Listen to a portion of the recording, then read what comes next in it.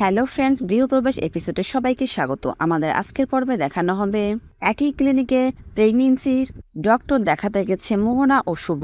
তবে কি মোহনা শুভকে চিনতে পারবে? জানতে হলে আমাদের টোলে স্টোরি টাইম চ্যানেলে চোখ রাখুন। এদিকে আদি ও মোহনা রিসিপশনে কথা বলছে। ঠিক পেছন দিকে দাঁড়িয়েছিল শুভ।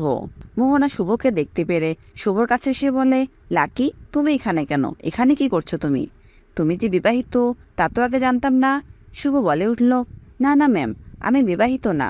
আর মনে মনে ভাবতে লাগলো মোহনা আমাকে চিনতে পারলো নাকি। এরপর মোহনা আদিকে নিয়ে ডক্টরের কাছে চলে গেল। আদিও মনে মনে ভাবতে লাগলো, শুভ তো প্রেগনেন্ট, এই কি সত্যিই লাকি? এই বলে তারা ভিতরে চলে গেল।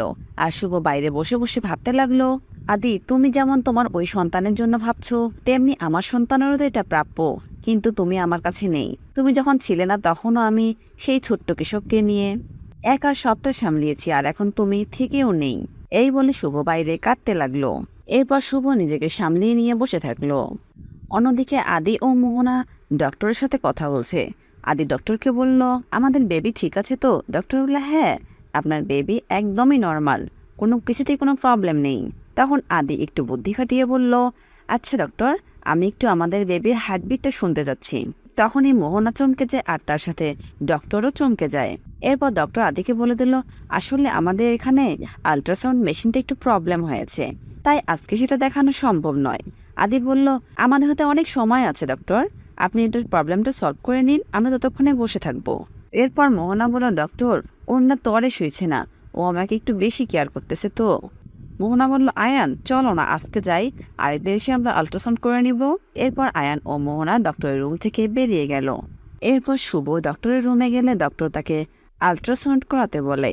তখন শুভ মনে মনে ভাবতে লাগলো, আদি রুম থেকে বের হওয়ার সময় তো বললো আল্ট্রাসাউন্ড মেশিন খারাপ, কিন্তু এখন উনি আমাকে আল্ট্রাসাউন্ড করাতে যাচ্ছে। তাহলে কি মোহনার সাথে এই ডক্টরের কোনো বোঝাপড়া আছে?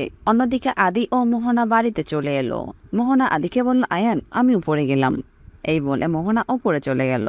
আর সে আদিকে নিয়ে স্বপ্ন দেখতে লাগলো। আর এই স্বপ্নের মাঝে হঠাৎ করে সমিতের মা এসে বলল, মোহনা, আজ তুমি এই শুভলক্ষীর জায়গাটা নিতে পারছো আমাদের সাপোর্টের কারণে, আর আমরা তোমার কথা রেখেছি, কিন্তু তুমি কিন্তু আমাদের কোনো কথা রাখোনি।